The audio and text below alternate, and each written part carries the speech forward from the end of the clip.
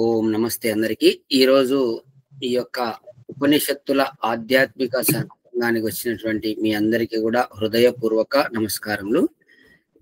అయితే ఎందుకో భగవంతుడు ఒక ఆలోచనను కలిగించాడు.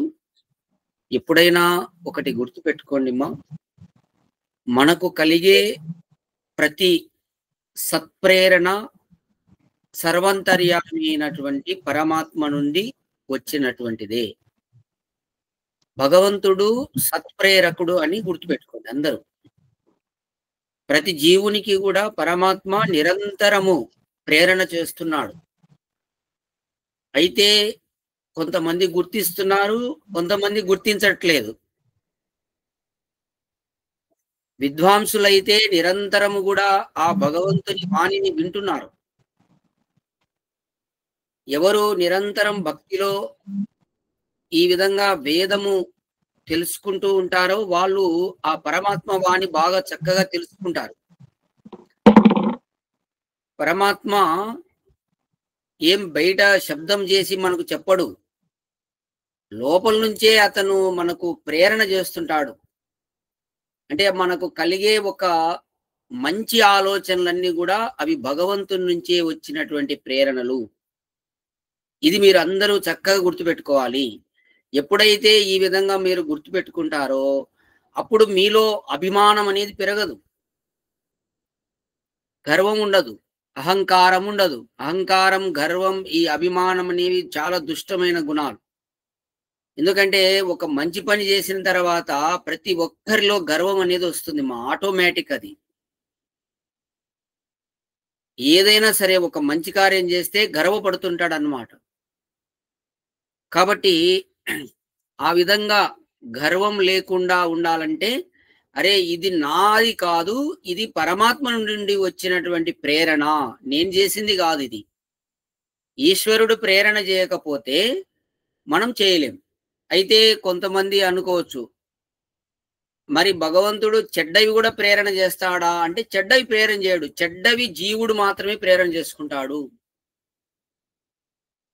మంచివన్నీ భగవంతునివి, చెడ్డవన్నీ జీవునివే.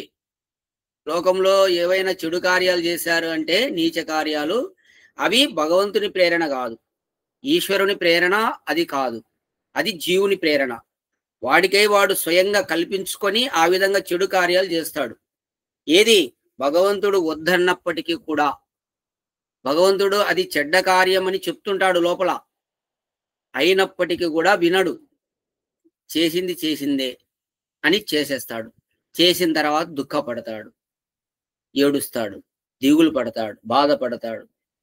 కాబట్టి మనము ఆ యొక్క భగవంతుని యొక్క అంతర్వాణిని వినేది నేర్చుకోవాలి. ప్రతి ఒక్కరు కూడా గుర్తుపెట్టుకోండి, ఆ పరమాత్మ నిరంతర ప్రేరకుడు, నిరంతర జీవునికి నిరంతరం ప్రేరణ చేస్తున్నాడు. అయితే ఈరోజు ఒక వేద మంత్రంలో చదివాను. అక్కడ ఏం చెప్పబడిందంటే, ఋగ్వేదంలో పరమాత్మ మనం ఏదైనా ఒకటి కావాలనుకున్నప్పుడు భగవంతుని ప్రార్థన చేయాలమ్మా. గుర్తుపెట్టుకోండి, మనం ఏదైనా ఒకటి కోరిక కలిగినప్పుడు ఆ కోరిక నెరవేర్చుకోవడానికి పరమాత్మను ప్రార్థన చేసి పూర్తి ప్రయత్నం చేస్తే ఖచ్చితంగా అది సక్సెస్ అవుతుందని చెప్పాడు ఆ మంత్రంలో.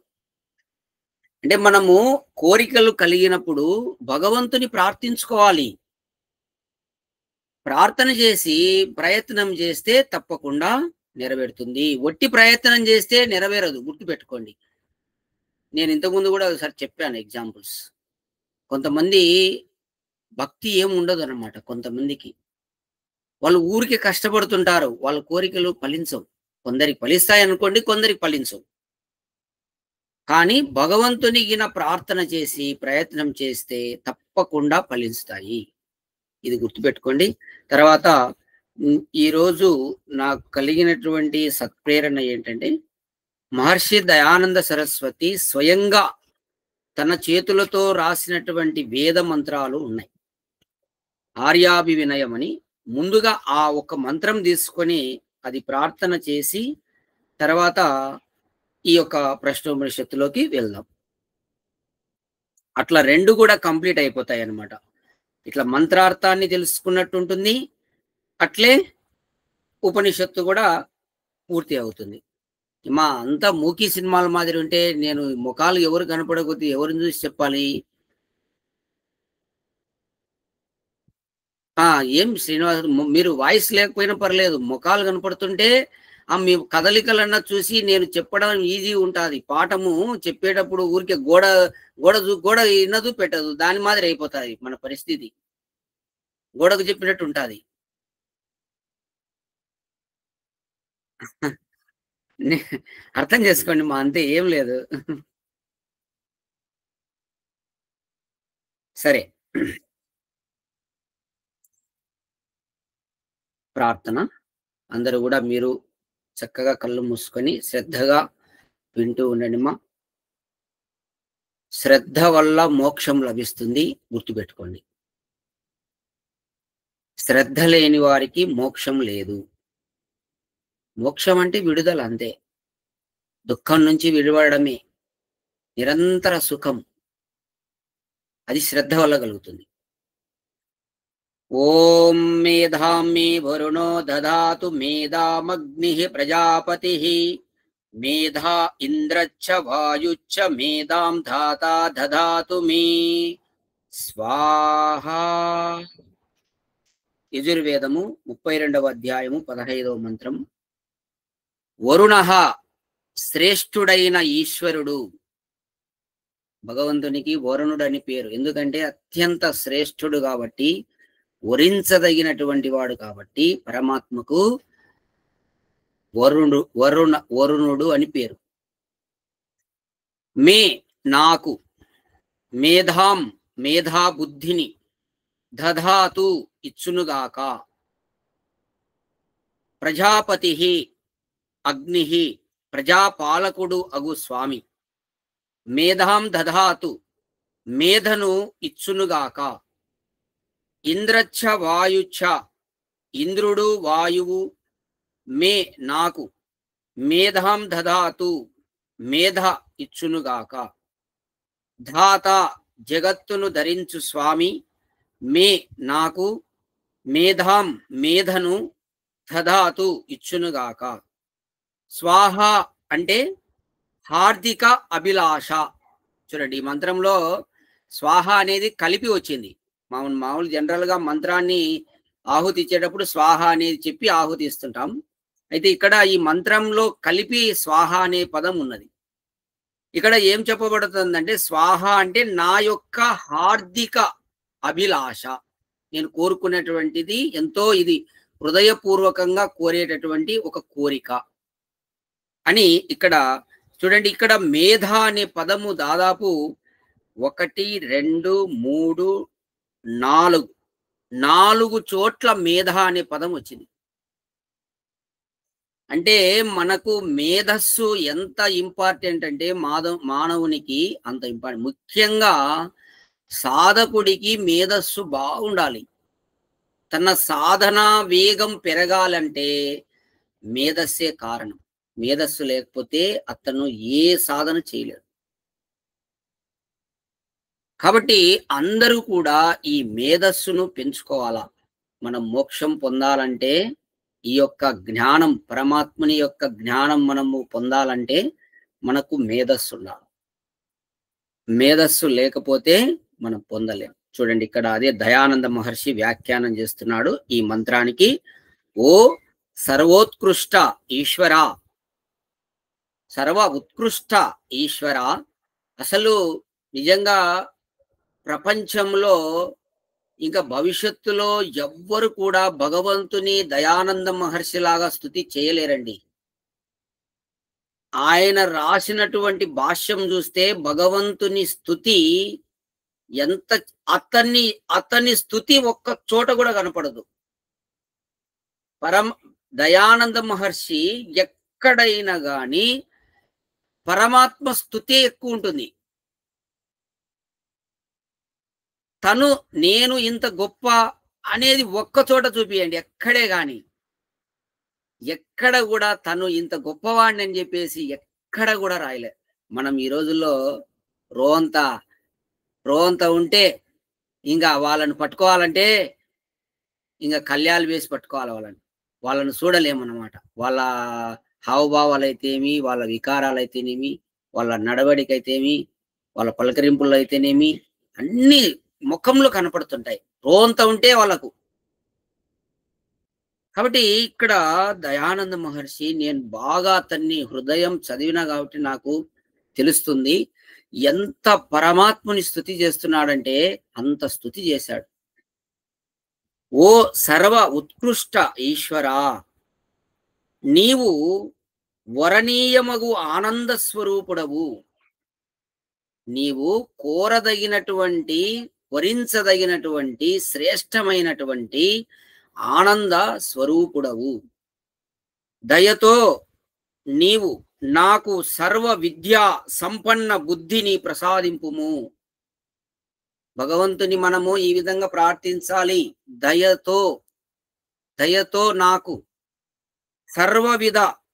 సర్వ విధములుగా సర్వ విద్యా సంపన్న బుద్ధిని ప్రసాదింపుము. సర్వ విద్యా బుద్ధిని,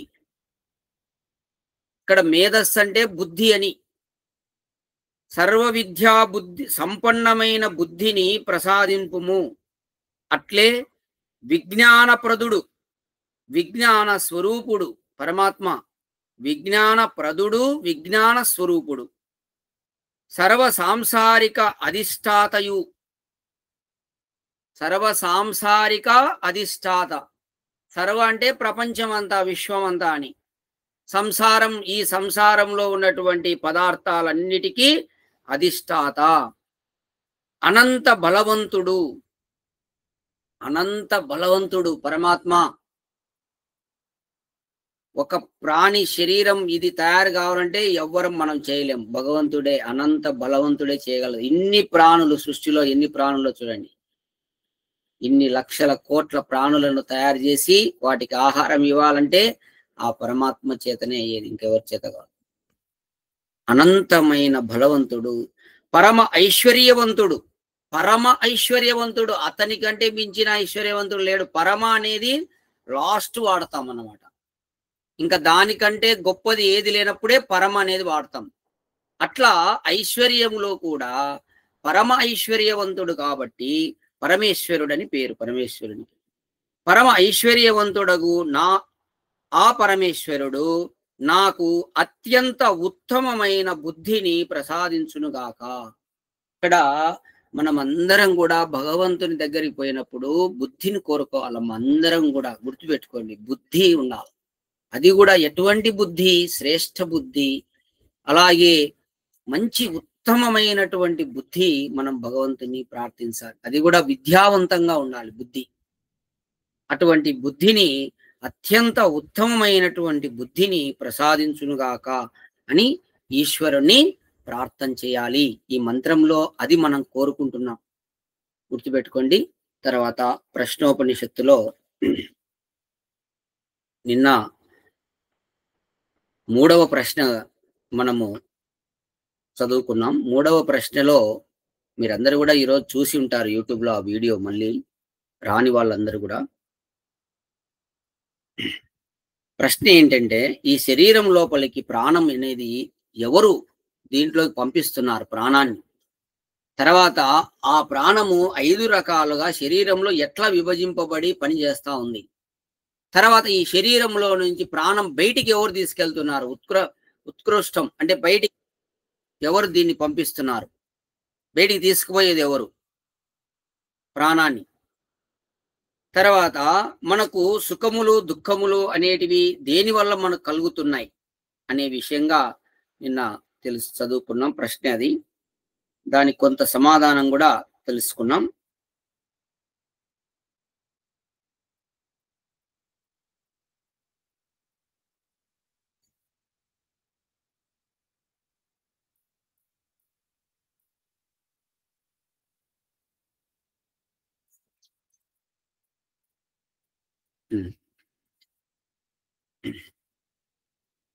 చూడండి, ఇంకా దానికి సమాధానం చాలా ఉంది.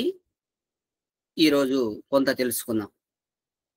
యథా సంభ్రాడే నాదికృతాన్ వినియుజ్కే ఏతాన్ గ్రామానేతాన్ గ్రామా అదితిష్ట స్యేత్యేవ మే వైష ప్రాణ ఇతరాన్ ప్రాణాన్ పృథేగవ సంనిధత్తే. మా ఇంతవరకు మీకు ఆ వేద మంత్రం చెప్పాం కదా, అందులో మీకు ఏమైనా డౌట్ ఏం లేదు కదా? వేద మంత్రం విన్నారు కదా, భావార్థము డౌట్ ఏం లేదు కదా? ఓకే.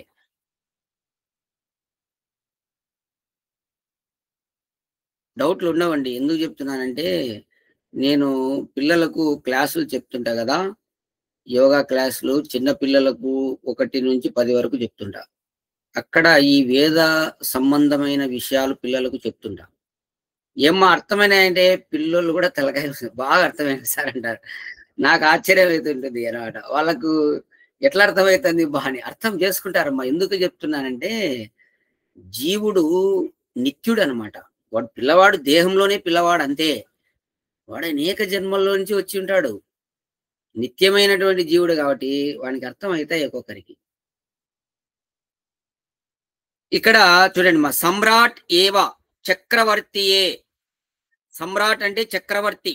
పదము సంస్కృతాలు వింటూ ఉండండి. ఎప్పుడైనా ఉపయోగపడతాయి. ఎక్కడన్నా మీకు ఆ పదాలు ఇక్కడ అర్థాలు తెలుసుకొని అంటే ఎప్పుడైనా ఉపయోగపడతాయి. సమ్రాట్ ఏవా చక్రవర్తియే. యథా ఎట్లు అధికృతాన్ అధికారులను ఏతాన్ గ్రామాన్ ఈ గ్రామములకు అధిష్టస్వ ఇతి యునిక్తే అధిపతివి కమ్ము అని నియోగించునో ఏవం ఏవ ఇట్లే ఏషః ప్రాణః ఈ ప్రాణమనేది ఇతర ప్రాణములను పృథక్ ఏవా వేరువేరుగానే సంనిధత్తే నియోగించును.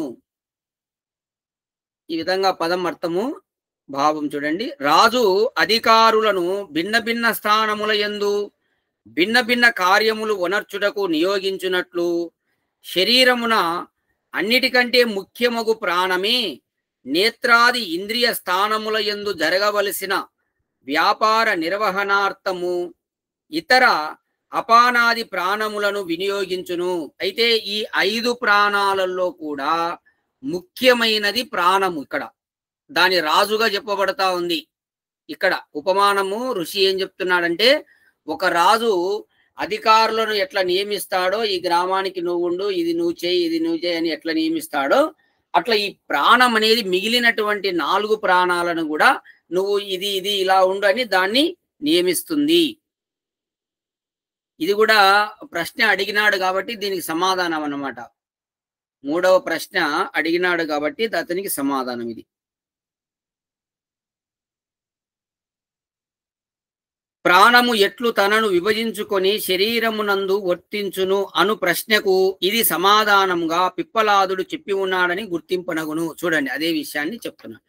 అదే ఇక్కడ ప్రశ్న అడిగాడనమాట.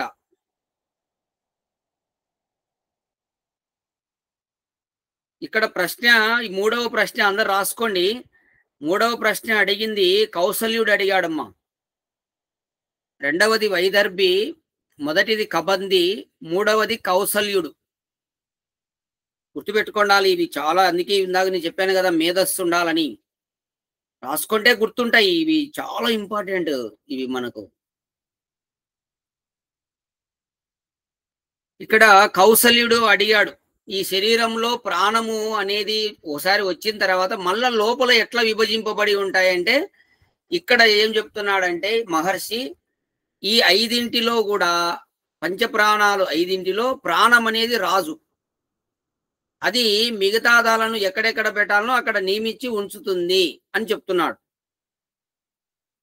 వాయు ఉపస్థే అపానం చక్షు శ్రోత్రే ముఖనాసికాభ్యం ప్రాణః స్వయం ప్రాతిష్టతే మధ్యేతు సమానః ఏష హేతదుత అన్నం సమం నయతి తస్మాద్దేతాః సప్తార్చిషో భవంతి. ఇక్కడ చూడండి, పాయు ఉపస్థే ఉద జననేంద్రియములయందు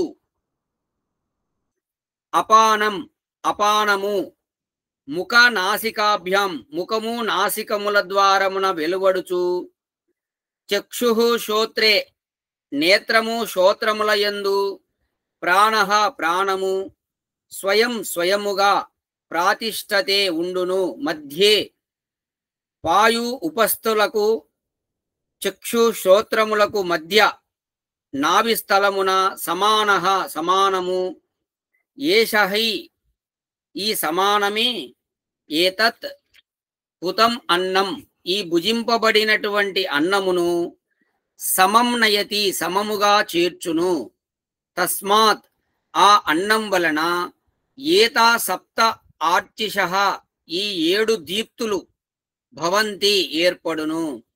చూడండి ఇక్కడ ఒక్కొక్క పదానికి అర్థం తీసుకుంటే ఈ విధంగా భావం చూడండి. ప్రాణము శరీరమునందు ఏ ఏ భాగముల ఎట్లు పనిచేయునదియు ఇక్కడ వర్ణింపబడినది. అందరికీ చాలా ఇంపార్టెంట్, ప్రతిదీ ఇంపార్టెంట్ అండి. ఇందులో ఇంపార్టెంట్ కానిదంటూ ఏది ఉండదు, ప్రతిదీ ఇంపార్టెంట్.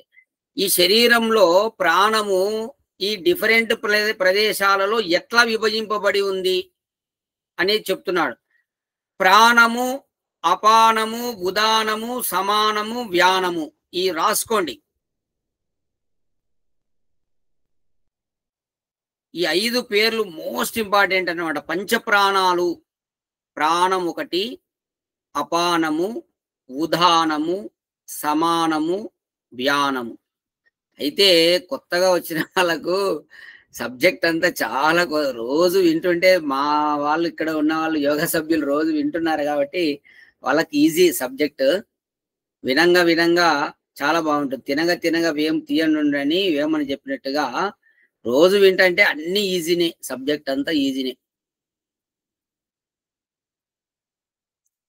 ఇక్కడ వ్యానము అను నామములతో విభజింపబడి శరీరమున ఆయా స్థలముల యందు ఉండి భిన్న భిన్న కార్యములను వనరించుచుండును.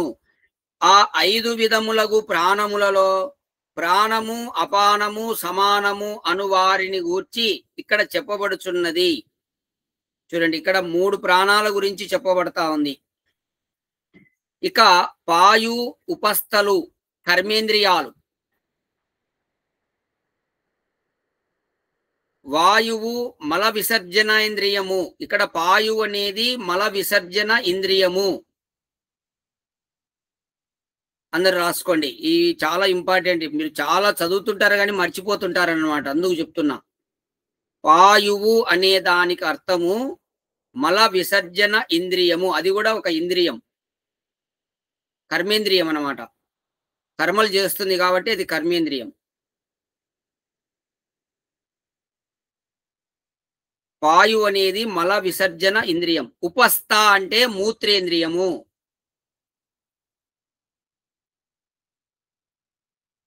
మనము ఈ కొన్ని పదాలు, ఈ మూత్రం అంటే తెలుసు కదా అందరికీ, మూత్రశాల అని పెట్టి ఉంటారు కదా, అట్లా మూత్రేంద్రియం. వీని యందు అపాన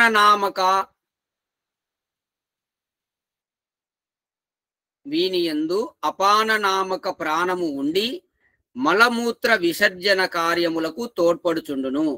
అంటే ఈ యొక్క మలమూత్ర విసర్జన కార్యాలన్నీ చేసేటటువంటిది అపానము.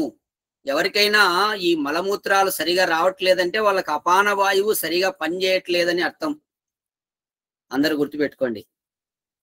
చాలా మంది బాధపడుతుంటారు కదా, మలబద్ధక సమస్యలు దండిగా మందికి ఉన్నాయండి. దండిగా లెక్కలేనంత మందికి ఉన్నాయి మలబద్ధకం సమస్యలు, చాలా మందికి ఉంది. ఎందుకుంది? నీళ్లు సరిగా తాగరు, ఆహారము తొందరగా డైజెస్ట్ అయ్యేటి తినరు, వ్యాయామం చేయరు, ప్రాణాయామం చేయరు, ఏమి చేయరు. ఎట్లా ఫ్రీ మోషన్ అవుతుంది? కాదు. కాబట్టి ఇక్కడ ఈ యొక్క మలమూత్ర విసర్జన చేసేటటువంటి కార్యాలన్నిటినీ చేసేది అపాన వాయువు.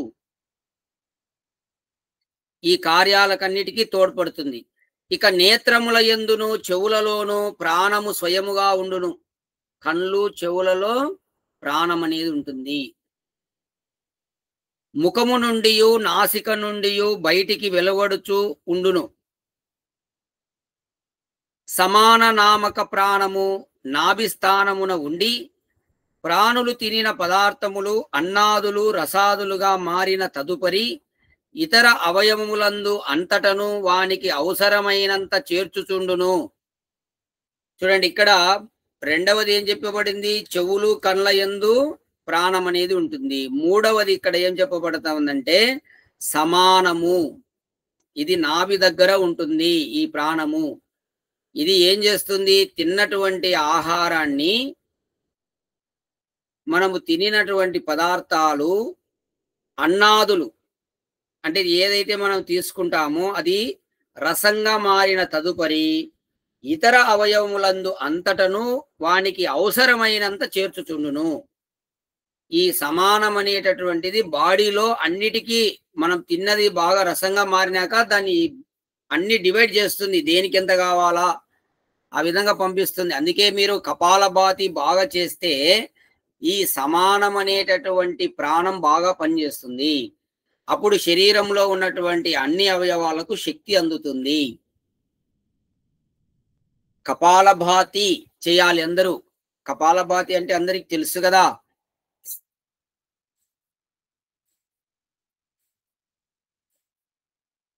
కడుపును లోపలికి అనడం, ముక్కుతో గాలి వదలడం. ఇది ఒక 10 నిమిషాల నుండి 15 నిమిషాల వరకు రోజు అభ్యాసం చేయాలి.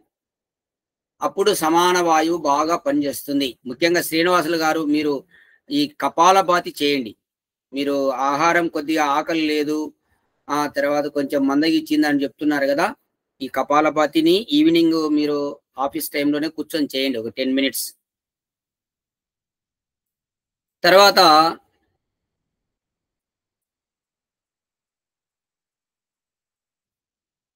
ఇట్లు ఈ ప్రాణము భిన్న భిన్న కార్యములు నిర్వర్తించుట వలన కన్నులు, చెవులు, ముక్కులు, ముఖము, నోరు అను 7 అవయవములు వాని వాని కార్యములు చక్కగా నిర్వర్తించుచుండును. చూడండి, ఇవి గిన కరెక్ట్ గా పనిచేస్తుంటే ఇవన్నీ కూడా మనం ఈ 7 అవయవాలు అనేవి చక్కగా పనిచేస్తుంటాయి. ఏంటివి? కన్నులు, చెవులు, ముక్కులు, నోరు. కన్నులు 2, చెవులు 2, ముక్కులు 2, నోరు 1, 7. ఈ 7 అవయవములు వాని వాని కార్యములు చక్కగా నిర్వర్తించుచుండును. చూచుట, వినుట, ఉచ్ఛ్వాస నిశ్వాస కార్యములు, తినుట, మృంగుట మున్నగు కార్యములు ప్రాణ సహాయముననే జరుగునని భావము. చాలా చాలా ఇంపార్టెంట్ అమ్మా ఇది. చూడండి ఎంత ఇంపార్టెంట్ అయినటువంటి విషయం చెప్పాడు. ఈ యొక్క ఉచ్ఛ్వాస నిశ్వాసలు, చూచుట, వినుట, త్రినుట, మృంగుట, ఈ కార్యాలన్నీ ప్రాణ సహాయంనే జరుగుతాయి. అంటే ప్రాణాయామము చాలా చాలా ఇంపార్టెంట్. నువ్వు మృంగాలన్నా కానీ, లోపలికి పోవాలన్నా కానీ ఈ యొక్క ప్రాణం సహాయం ఉండాలి. లేకపోతే లోపల మింగడు కూడా సరిగా పడదు. అందుకే అందరూ కూడా ప్రాణాయామము బాగా చేయండి. మా 1 గంట కేటాయించుకోండి యోగాకు. ఎంత బాగా చక్కగా ప్రాణాయామం చేస్తే అంత మంచిది మీకు. నేను మార్నింగ్ 7కు 7:30 వరకు కూడా మనము సమయం ఉన్న వాళ్ళు చేసుకోవచ్చు. ఎగ్జాక్ట్లీ గంట టైం ఉంటుంది అంతే. గంట ఏదానికి సరిపోతుంది, ఏదానికి సరిపోదు.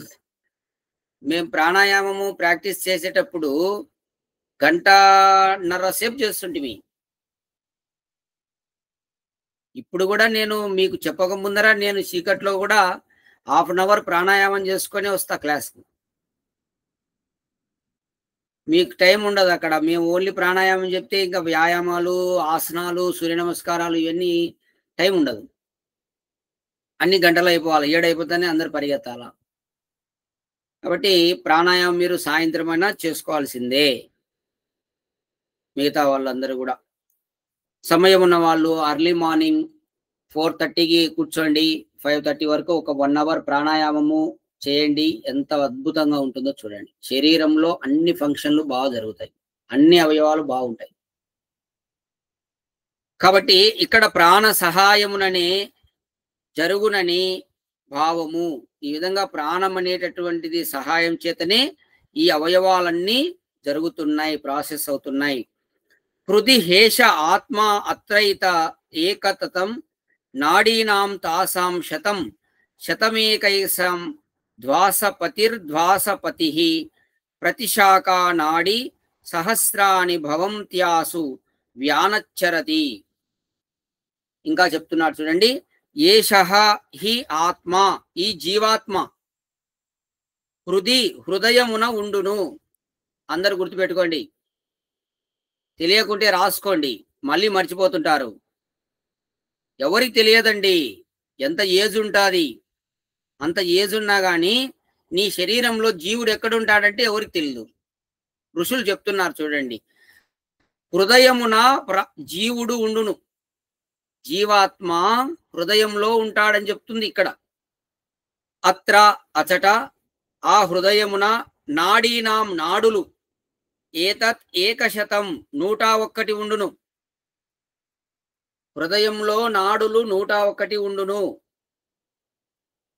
తాసాం, ఆ నాడులలో ఒక్కొక్క దానికి శతం శతం 100 ఉపనాడులు ఉన్నవి.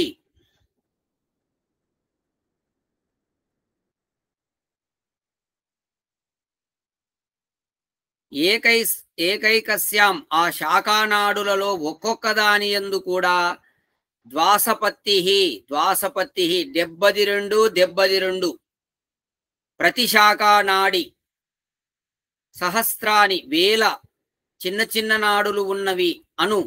ఈ నాడులన్నిటిలోనూ వ్యానః చరతి, వ్యానమనేటటువంటి నామము గల ప్రాణము చెరించును.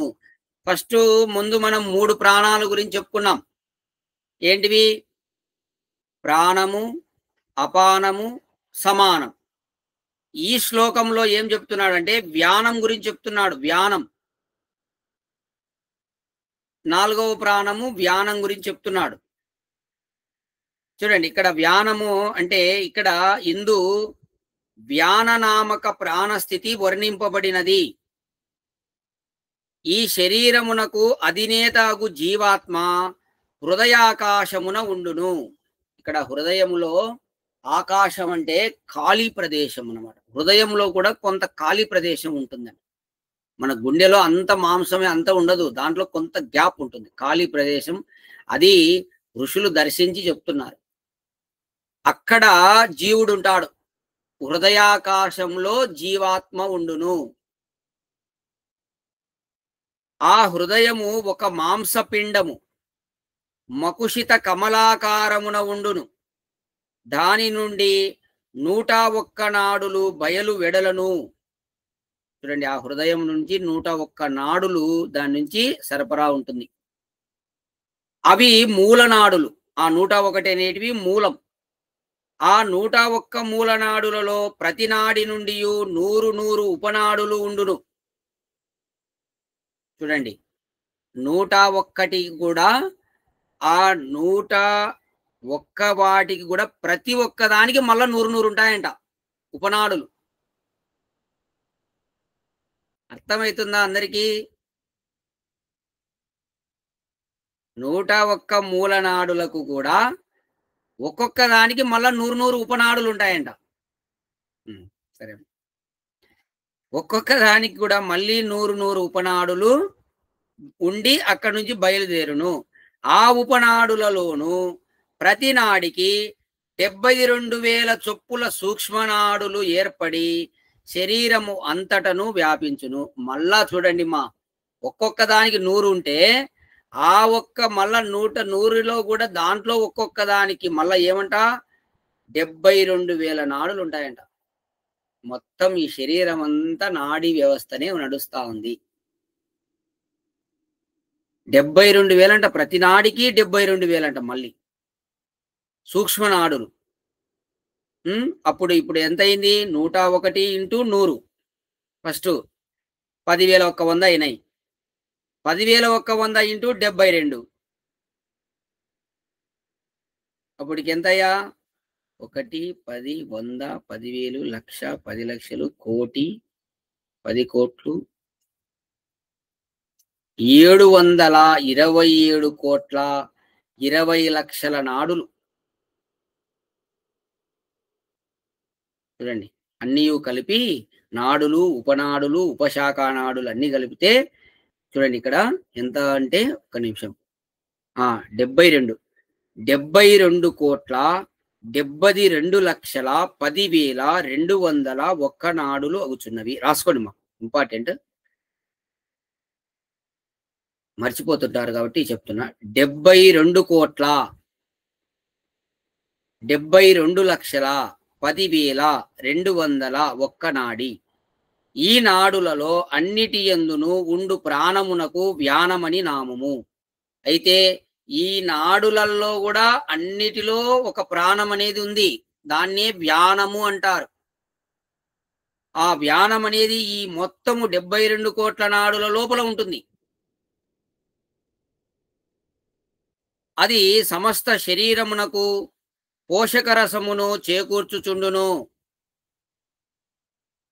చూడండి, మా పాపం మన శ్రీనివాసులు సారు అట్లే పెట్టుకొని డ్రైవింగ్ కూడా చేస్తూ వింటుంది. సార్ నిదానంగా పోండి సార్, ఏం వినకపోయినా పర్లేదు, ఇంటికి పోయినాకనే వినండి, కానీ పెట్టుకొని డ్రైవింగ్ ముందరనే చూసుకుంటా వెళ్ళండి.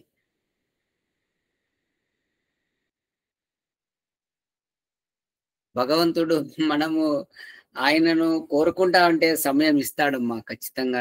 నాకు ఇచ్చాడు సమయం. నేను నిజంగా మీ అందరికంటే చాలా రెట్లు బిజీగా ఉన్నా. బిజీగా ఉంటే పరమాత్మను వేడుకున్నా.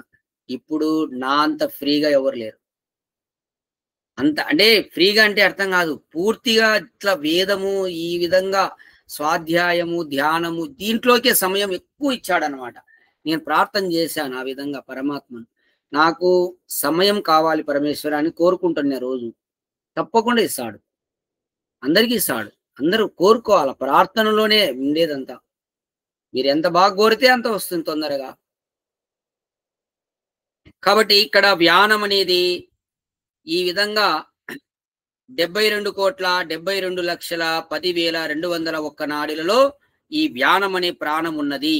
ఇది సమస్త శరీరమునకు పోషక రసమును చేకూర్చుచుండును. ఇంపార్టెంట్ పాయింట్, అది నోట్ చేసుకోవాలి. మొత్తం శరీరంలో కూడా ఈ పోషక రసం అనేది, ఈ వ్యానం అనే ఒక ప్రాణము బాగా పని చేస్తుంటే అన్నిటికీ పోషక రసం అనేది బాగా అందుతుంటుంది మొత్తం శరీరానికి అంతటికి.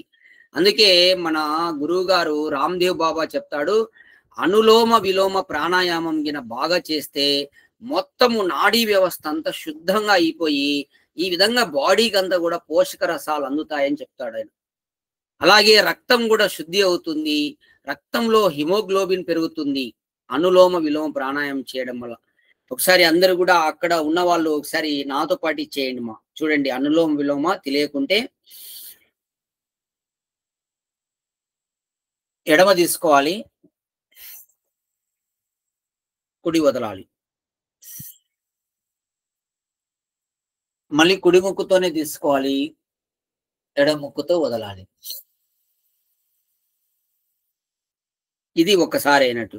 ఇలాంటివి ఒక 60 సార్లు రోజు చేయాలి. అప్పుడు నాడీ వ్యవస్థ బాగా శుద్ధి అయిపోతుంది. మంచి బాడీకి అంతటి కూడా ఈ వ్యానం అనే ప్రాణం బాగా పనిచేసి మంచి పోషకాలు అనేవి శరీరంలో ఉంటాయి, అన్ని అవయవాలు బాగుంటాయి.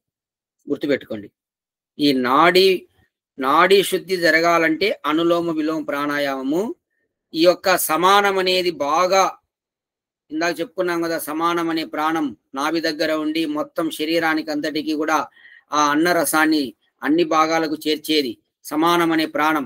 సమానము వ్యానము, ఈ రెండు ప్రాణాలు మొత్తం శరీరం అంతటా పనిచేస్తుంటాయి అన్నమాట. అందుకే కపాలభాతి, అనులోమ విలోమ రెండు మోస్ట్ ఇంపార్టెంట్. ఈ రెండు బాగా 15 నిమిషాలు రోజు చేసుకున్నారనుకోండి, మీ శరీరం ఏ రోగం ఉన్నా నాశనం అయిపోతుంది. అలాగే చక్కటి ఆరోగ్యవంతులుగా ఉంటారు. ఎప్పుడు కూడా మనస్సు ఎప్పుడు ఫ్రెష్గా ఉంటుంది. కాబట్టి ప్రాణాయామము ఎంత, ఈ ప్రాణాలను మీరు తెలుసుకుంటే ప్రాణాయామం యొక్క విలువ తెలుస్తుంటుంది. తర్వాత అతైక యోర్ధ్వా ఉదానః పుణ్యేన పుణ్యం లోకం నయతి పాపేన పాప ముభాభ్యామేవ మనుష్యలోకం. ఇక లాస్ట్ చివరి ప్రాణం ఉదానం గురించి చెప్తున్నాడు.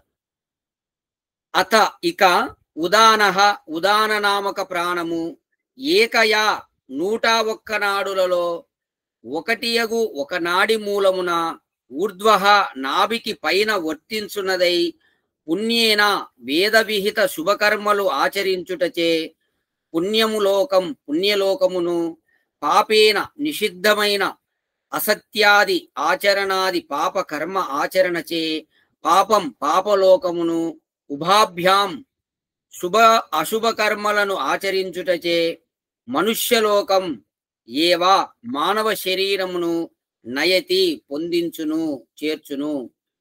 చూడండి, ఇక్కడ ఫైనల్ గా ఆ యొక్క కౌసల్యుడు అడిగినటువంటి ప్రశ్నకు సమాధానం వస్తున్నది. ఈ మనుష్య శరీరంలోకి ఈ ప్రాణం అనేది ఎట్లా వస్తున్నది అనేది అడిగాడు. అది చెప్తున్నాడు అన్నమాట ఫైనల్ గా. అంటే మనుష్యుడిగా ఎట్లా పుడుతున్నాడు అనేది చెప్తున్నాడు. చూడండి, పూర్వమున ప్రాణము అపానము సమానము వ్యానములను గూర్చి చెప్పి ఇక్కడ ఉదానమును గురించి వివరించుచున్నాడు. ఉదానం అనే ప్రాణం చివరగా ఉదానం గురించి చెప్తున్నాడు. మొట్టమొదట ప్రాణము అపానము సమానం చెప్పాడు, తర్వాత వ్యానం గురించి చెప్పాడు. వ్యానం అంటే నాడీ శుద్ధి చేసేటటువంటిది, నాడులన్నిటినీ పోషక రసాన్ని ఇచ్చేది వ్యానం అనే ప్రాణం శరీరంలో. ఇక ఉదానం గురించి చెప్తున్నాడు. ఉదానమే కంఠమున ఉండును, అది హృదయము నుండి వెడలు 101 నాడులలో ఒకటియగు సుషుమ్నా నాడి ద్వారమున నాభికి పైభాగమునందు చెరించుచుండును. ఈ గుండె దగ్గర నుంచి 101 మూలనాడులు అని చెప్పాం. అందులో ఒకటి ఇక్కడ సుషుమ్నా నాడి, దాని ద్వారమున నాభికి పైభాగమునందు చెరించుచుండును.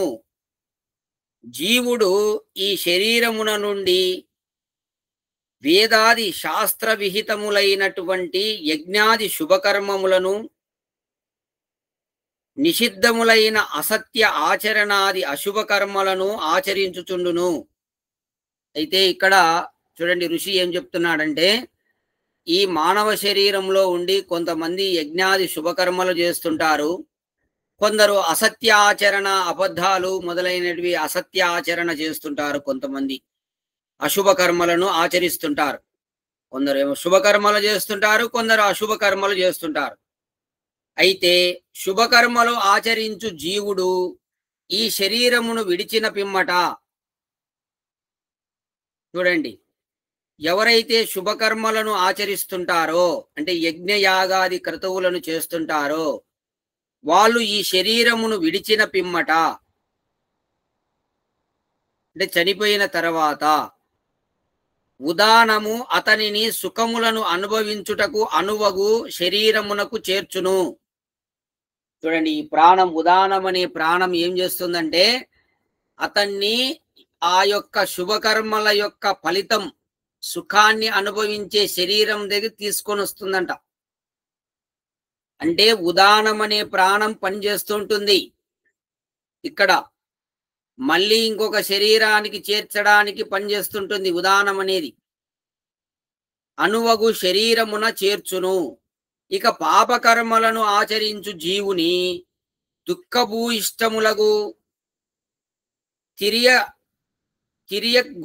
తిరియకు యోనుల యందు అంటే పాపలోకముల యందు చేర్చును.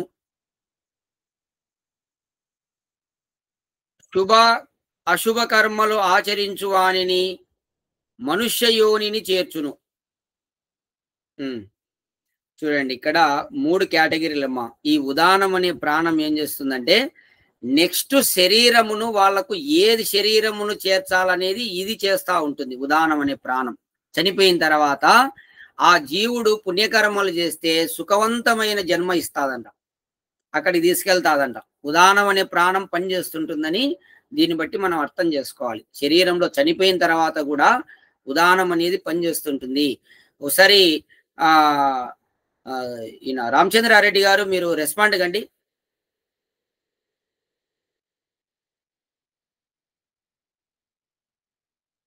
ఆ! ఒకసారి మీరు నాతో అన్నట్లుంది. మన పండిత వంకం సుబ్బన్న గారు ఒకసారి ఈ చనిపోయిన తర్వాత గూడా ఒక ప్రాణం ఉంటుంది అని మీరు చెప్పారని జెప్పి మీరు ఒకసారి అన్నారు నాతో అది. అది ఇక్కడ ఉపనిషత్తుల్లో అదే విషయం వచ్చింది. గుర్తుందా మీకు? ఏమో గుర్తులేదు సార్. నీకు కూడా నువ్వు భగవంతుని బుద్ధి బాగా మేధస్సు పెంచాలని కోరుకుంటుండు బాగా. నీకు చెప్పినవే మర్చిపోతున్నావు మళ్ళీ మళ్ళీ. వయస్సు ప్రాబ్లమా? మర్చిపోవడం కాదు, వంకం సుబ్బన్న ఏమో అంత గుర్తుకేం రాలే. సరే, ఓకే, మీట్లో పెట్టండి. ఇప్పుడు సరేలే, మీట్లో పెట్టండి. కాబట్టి ఇక్కడ చూడండి మా, ఈ ప్రాణం అనేది ఉదానం అనే ప్రాణము పని చేస్తుంది ఉంటుంది. ఇక్కడ ఋషి అదే చెప్తున్నాడు. ఆ యొక్క జీవుణ్ణి ఇంకొక శరీరం లోపలికి తీసుకుపోయేటటువంటిది ఉదానమైన ప్రాణమే. అయితే ఆ జీవుడు ఏ కర్మలు చేసి ఉంటే, ఇప్పుడు అసలు ఒకడు అన్ని పాపకర్మలే చేస్తుంటాడు అనుకోండి, అన్ని అసత్య కర్మలే చేస్తుంటాడు, వాడికి ఏ శరీరం వస్తుంది? ఇక్కడ తిరియక్ యోనులు అని చెప్తున్నాడు. తిరియక్ యోనుల యందు అంటే పాపలోకముల యందు చేర్చును అంటే అన్ని పాప జన్మలే. ఇప్పుడు ఈ కుక్క, పంది ఇవన్నీ ఒక మనుషుడే, మిగతా అన్ని పాప జన్మలే అండి. మనుష్యుడు తప్ప అన్ని పాపపు జన్మలే. ఇంకా మిగతా జీవుల అన్ని పాపపు జన్మలే. అది కోతి గాని, కుక్క గాని, ఏను గాని, ఏదైనా గాని, పులి గాని, అన్ని పాపపు జన్మలే. అన్ని అవన్నీ మనుష్య జన్మలో ఉన్నప్పుడు ఘోరమైనటువంటి పాపాలు చేశారు వాళ్ళంతా. మామూలు కాదు, ఒక్క పుణ్యకర్మలు చేయలే వాళ్ళు. అయితే ఇక్కడ మూడవ కేటగిరీ చూడండి. ఫస్ట్ కేటగిరీ ఏమో అన్ని ఉత్తమ కర్మలు చేసి వాళ్ళు సుఖవంతమైన జన్మ పొందారు. అన్ని పాపాలు చేసి నీచ జన్మలు పొందారు. అయితే శుభము అశుభము రెండు చేస్తుంటాడు. యజ్ఞాలు చేస్తుంటాడు, మాంసము తింటుంటాడు. యజ్ఞాల్లో పాటు దాన ధర్మాలు చేస్తుంటాడు. వాడు మళ్ళా మాంసం తినడము ఇట్లాంటి పనులన్నీ చేస్తుంటాడు అనమాట. అంటే శుభకర్మలు, దాన ధర్మాలు చేస్తాడు. ఎవరైనా లేదయ్యా అని అడిగితే దానం చేస్తాడు దయగలిగి. ఇంకా ఎక్కడైనా యజ్ఞము, ఏదైనా దేవాలయం కడుతున్నాం లేదా యజ్ఞం చేస్తున్నాం అంటే ధనం ఇస్తాడు. ఇట్లాంటి కార్యాలు కొన్ని చేస్తుంటాడు. మళ్ళీ పాపకర్మలు కూడా చేస్తుంటాడు. పుణ్యకర్మలు పాపకర్మలు రెండు చేస్తుంటాడు. ఈ రెండు చేసేటటువంటి వాడికి మనుష్య యోని యందు చేర్చును. ఈ ఉదానం అనే ప్రాణం ఏం చేస్తుందంటే అతన్ని మళ్ళీ మనిషిగా పుట్టిస్తుందంట. అంటే కొన్ని పుణ్యకర్మలు, కొన్ని పాపకర్మలు. ఇప్పుడు అర్థమైందా? నెక్స్ట్ ఏ జన్మ మీకు వస్తుందో మీకు అర్థమవుతుంటుంది ఇప్పటికే. అన్ని పుణ్యకర్మలు చేస్తే సుఖవంతమైనటువంటి జన్మ లభిస్తుంది. అది కూడా మనుష్య జన్మే. అట్లా కాకుండా అన్ని పాపకర్మలు చేస్తే జంతు, పక్షి, క్రిమి, కీటకాది జన్మలు వస్తాయి. లేదు, కొన్ని పుణ్యకర్మలు కొన్ని పాపకర్మలు చేస్తే మనుషులుగా పుడతావు. అయితే ఆ మనుషుడు ఎట్లా ఉంటాడో అనేది చెప్పలేము. వాడు రోడ్డు మీద పుట్టచ్చు, యానో కొన్ని సొగం ఉంటుంది అంతే. అర్థమవుతుందా అందరికీ? కాబట్టి మీకు మళ్ళా సుఖవంతమైన జన్మ రావాలన్నా, లేదు క్రిమి కీటకాది పశుపక్షాది జన్మలు రావాలన్నా, లేదు మామూలు మనుషులుగా పుట్టాలన్నా విచారం చేసుకోండి మీరే. మీరు ఏ విధంగా ఏ కర్మలు చేస్తే ఆ జన్మలు వస్తాయి. అయితే ఆ జన్మ వరకు తీసుకుపోయేటటువంటిది ఇక్కడ ఉదానం అనే ప్రాణం తీసుకెళ్తుంది అని చెప్తున్నాడు ఋషి. అంటే శరీరము చనిపోయిన తర్వాత కూడా ఉదానం అనే ప్రాణం పనిచేస్తుంటుంది. రాసుకోండి. ఆ ప్రాణం ద్వారానే జీవుడు ఇంకొక శరీరం లోపలికి పోతున్నాడు. ఇది అంత పనిచేస్తుంది ఈ ఉదానం అనే ప్రాణం.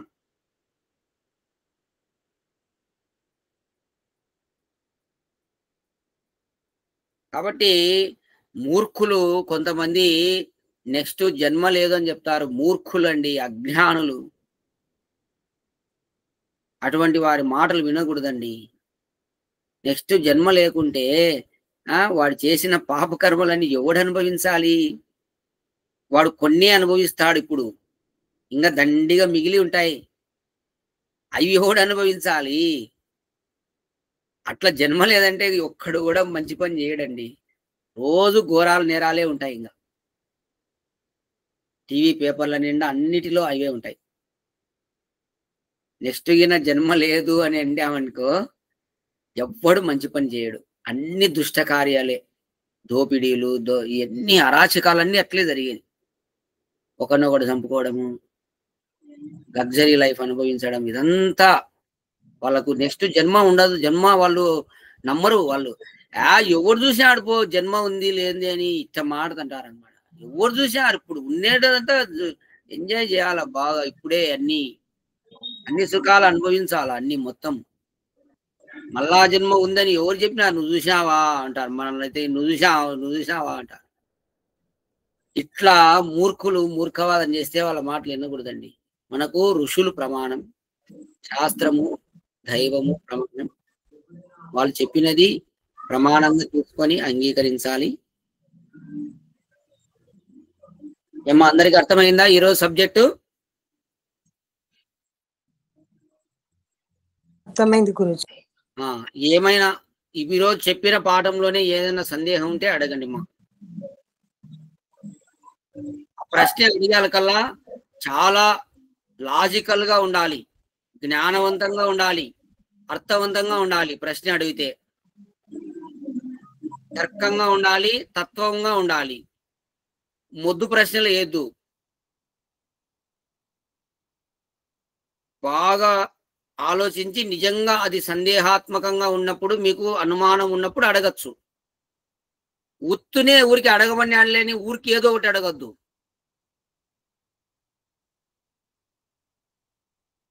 సందేహాలు లేవంటే ఇట్లానండి, శాంతి పాఠం చేసి క్లాస్ చేస్తాం. రైట్, వెరీ గుడ్ శ్రీనివాసులు గారు. వెరీ గుడ్, మీరు కూడా రైట్ మా.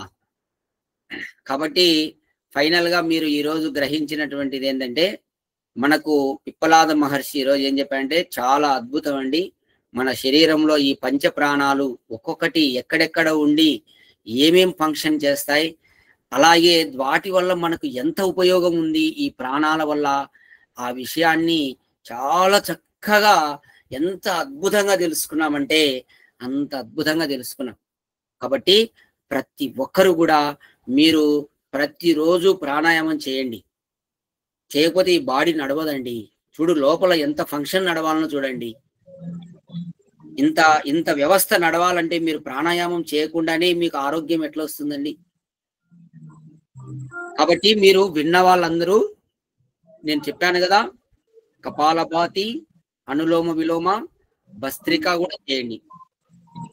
ఇది కపాలభాతి సార్, ఎట్లా కపాలభాతి ఇప్పుడు అలోమ విలోమ చేస్తున్నానా? కపాలభాతి చేసేటప్పుడు నేను ఒక 2 నిమిషాలు బయటికి పోయినా చెప్తానేమో అప్పటికి. ఎట్లా కపాలభాతి అంటే ఎట్లా? కపాలభాతి ఒకసారి అందరూ కూడా అక్కడ మీరు కూర్చోండి మా, ఒకసారి నాతో పాటు మీరు ఒక్కసారి చేయండి, చూడండి ఫస్ట్ ఒకసారి.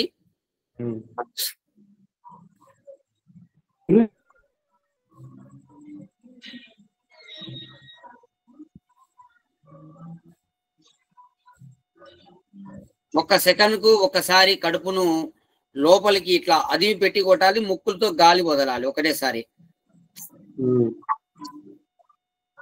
ఇట్లా 15 నిమిషాలు చేయాలి రోజు.